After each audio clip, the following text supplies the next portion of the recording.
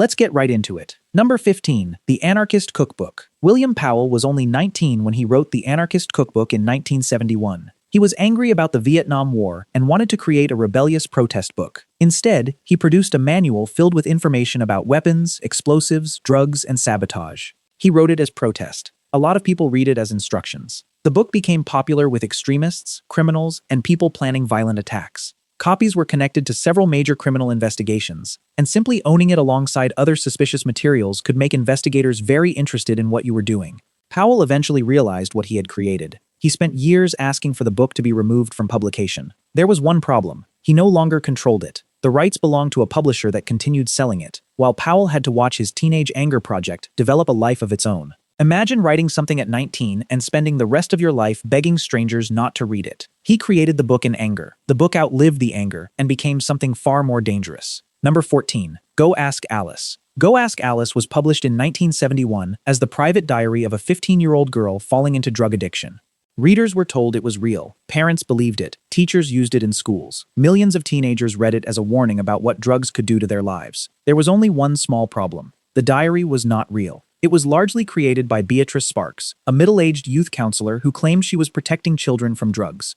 Instead of writing a normal warning, she presented fiction as the secret diary of a dead teenager. The story was filled with shocking scenes designed to scare readers. It worked. The book sold millions of copies and became one of the most famous drug warning books in America. Later, serious doubts appeared about nearly everything Sparks claimed. Records named her as the author, and she produced several other supposed teenage diaries that also turned out to be questionable. The warning was fake, the fear was real, and the money was definitely real. It did not simply tell teenagers not to use drugs. It manipulated an entire generation by pretending fiction was evidence. Number 13. Lolita. Vladimir Nabokov's Lolita became controversial almost immediately because of its subject. The story is told by Humbert, a grown man obsessed with a 12-year-old girl. But the most disturbing part is not simply what happens, it is how the narrator tells it. Humbert is intelligent, funny, educated, and extremely good with words. He keeps trying to make himself sound romantic instead of abusive. That is the trap. The book does not simply show a predator. It places you inside the predator's explanation and forces you to notice how easily beautiful language can hide something ugly. Some governments banned it.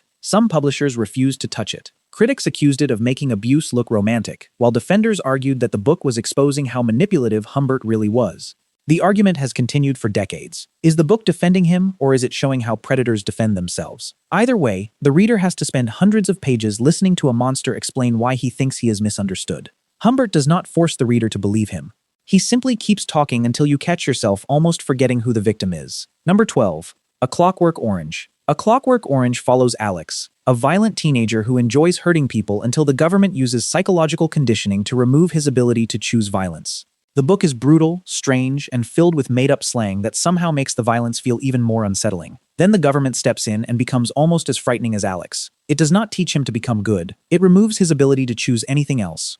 That is the real question at the center of the story. Is a person good if they are physically unable to be bad? The book and its film adaptation were blamed for several copycat crimes. In one case, teenagers reportedly attacked a homeless man while copying behavior associated with the story. Anthony Burgess became frustrated that the violence received more attention than the moral question behind it. He wanted readers to debate free will. Some readers apparently skipped the debate and went straight to the worst scenes. The story was meant to warn people about both violence and government control. Instead, it became famous partly because people kept copying the violence. Number 11. The Exorcist. The Exorcist told the story of a young girl believed to be possessed by a demon. The book was disturbing enough. Then the film arrived and turned fear into a full public event. People fainted in cinemas. Others became sick. Some reportedly left screenings convinced that evil spirits were real and possibly following them home. Religious leaders argued about whether the story encouraged belief in demons or warned people against them. Reports began appearing of people performing dangerous exorcisms because they believed relatives were possessed. This is where fear becomes powerful. Once someone strongly believes a demon is inside another person, normal behavior can suddenly look like evidence. An illness becomes possession. A seizure becomes an attack by evil.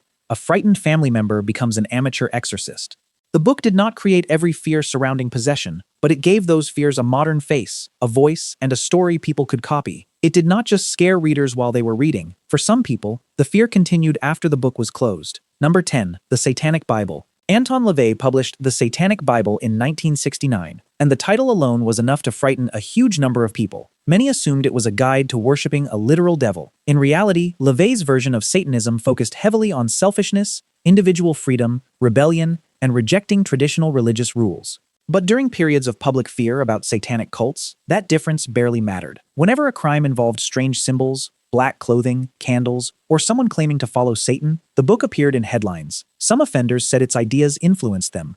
Others simply used satanic language to make themselves seem frightening or important. Either way, the book became a perfect villain during the Satanic Panic. Parents feared it, schools removed it, religious groups condemned it. Investigators sometimes treated ownership as a warning sign. The title did half the work before anyone even opened it. The book became dangerous, partly because of what it said, and partly because millions of people were convinced it contained something even worse. Number 9. The Turner Diaries. The Turner Diaries was not simply controversial fiction. It was a white supremacist fantasy about violent revolution, race war, and the destruction of the United States government. The novel imagines extremists attacking government buildings, murdering enemies, and creating a new racist society. Some readers did not treat it like fiction. They treated it like a plan. The Order, a real white supremacist group, took its name and ideas from the book and committed robberies and murders during the 1980s. Timothy McVeigh was also obsessed with the novel before the Oklahoma City bombing in 1995. That attack killed 168 people. The similarities between the bombing and a scene in the book were impossible to ignore. This is the nightmare version of fiction becoming reality. The writer created an imaginary terrorist movement. Real extremists copied it, adopted its language, and tried to drag the story into the real world. Most dangerous books are accused of influencing people. The Turner Diaries had readers who openly treated it like an instruction manual for war. Number 8. The Satanic Verses. Salman Rushdie published The Satanic Verses in 1988. Within months, a novel had created an international crisis. Iran's Ayatollah Khomeini issued a religious order calling for Rushdie's death. A large reward was offered. Rushdie disappeared into police protection and spent years moving between secret locations. Imagine writing a novel and then having to change houses every few days, because strangers around the world have been told to kill you. The danger did not stop with the author. The book's Japanese translator was murdered. Its Italian translator was attacked. Its Norwegian publisher was shot. Bookshops were threatened and bombed. Governments banned the novel. Protests spread across several countries. Decades later, Rushdie was attacked on stage in New York and lost sight in one eye. Most authors worry about bad reviews. Rushdie had to worry about assassins. The book did not simply create debate. It created a danger that followed him for most of his life. Number 7. The Protocols of the Elders of Zion. The Protocols of the Elders of Zion claim to reveal a secret Jewish plan to control governments, banks, newspapers, and eventually the world. It was presented as leaked evidence from a hidden meeting. It was also completely fake. The text was a forgery, with large parts copied from an older French political satire that had nothing to do with Jewish people. Investigators exposed the fraud. Newspapers explained it. Historians proved it again and again. It did not matter. The lie was more exciting than the correction. The book spread through Europe and became one of the most powerful pieces of anti-Semitic propaganda ever created. Nazi propagandists used it to convince people that Jewish families were not ordinary citizens but part of a hidden enemy. It helped turn paranoia into policy and hatred into violence. That is the terrifying power of conspiracy propaganda. Once people believe the enemy controls everything, every denial becomes proof of the conspiracy. A fake document copied from another book helped millions of people accept a lie with deadly consequences. Number 6. The Communist Manifesto. The Communist Manifesto is one of the shortest books on this list, but its influence was enormous. Karl Marx and Friedrich Engels published it in 1848 as a call for workers to unite against the wealthy class that controlled property and industry.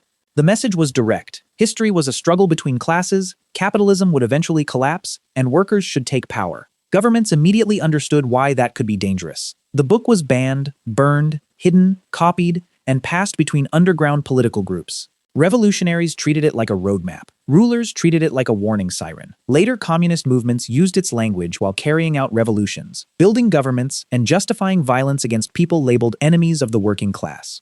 The book itself did not write execution orders or build prison camps, but it gave movements a story about who was oppressed, who was guilty, and what had to be destroyed. It became one of those rare texts that people did not merely read. They organized entire countries around what they believed it meant.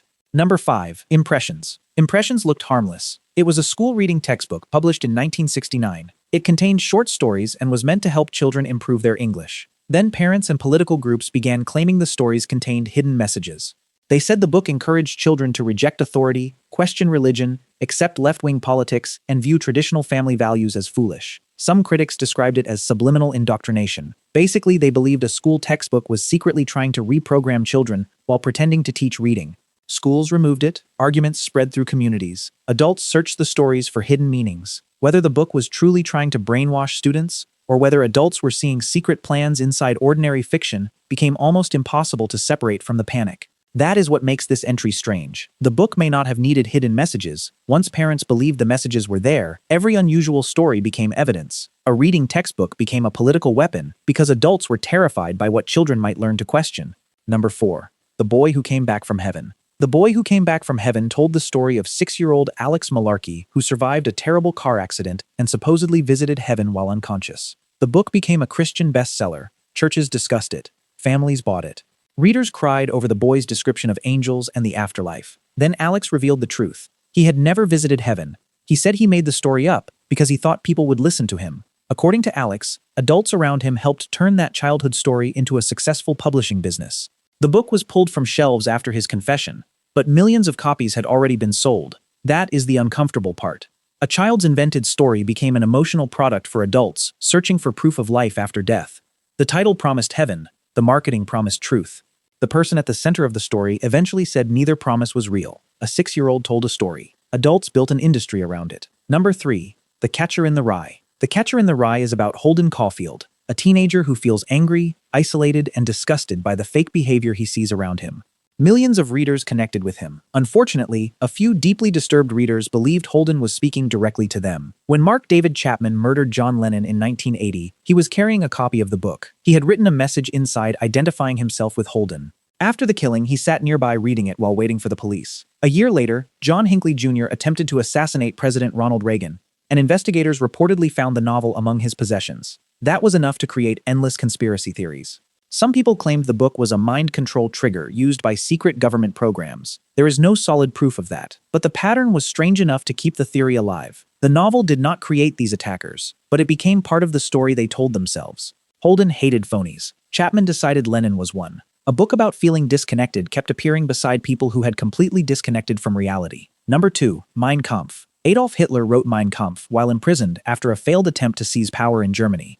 At first, the book did not look like the beginning of a world disaster. It was badly organized, repetitive, angry, and filled with Hitler's political plans, racist beliefs, and hatred of Jewish people. Then Hitler gained power. Suddenly, the book was no longer the rant of a failed extremist. It became the ideological guide of a government. Copies were given to newly married couples. Nazi officials treated it like required reading. Its ideas about racial struggle, national humiliation, dictatorship, and territorial expansion became government policy. The frightening part is that Hitler did not completely hide what he wanted. He published much of it. People dismissed him, supported him, or assumed the most extreme parts were only dramatic language. Then the state began turning the language into laws, invasions, camps, and mass murder. Mein Kampf proves that sometimes the warning is not hidden. Sometimes it is printed, sold, and ignored until the person who wrote it gains the power to make it real. Number 1. The 120 Days of Sodom. The 120 Days of Sodom was written by the Marquis de Sade while he was imprisoned in the Bastille. Because he feared the manuscript would be discovered, he wrote it in tiny handwriting on a long roll of paper nearly 40 feet in length. The story describes 4 wealthy men imprisoning victims and carrying out increasingly cruel acts of abuse, torture, and murder. There is almost no attempt to make the characters sympathetic. The book keeps moving from one terrible act to something worse, as though the writer was testing how far human imagination could descend. When the Bastille was stormed during the French Revolution, de Sade believed the manuscript had been destroyed. It survived, disappeared, changed owners, and was eventually published more than a century later. For years, governments banned it, and publishers kept it away from the public. Today, scholars call it historically important, while many readers simply call it unbearable. It was not blamed for creating a political movement or terrorist attack. Its danger came from something different. It forced readers to confront the possibility that a human mind could imagine cruelty without any limit at all. So there you have it, 15 books that became dangerous far beyond the page. Some gave extremists a plan. Some gave governments an ideology. Some turned lies into propaganda. Some frightened readers so badly that the fear changed how they behaved. And some became connected to real crimes because disturbed people treated fictional characters like personal guides. The pattern is not that books have magical powers. They do not. The pattern is that words can give someone a story about who they are, who their enemy is, and what they are allowed to do next. A book cannot pull a trigger, but it can tell the person holding the trigger that they are the hero.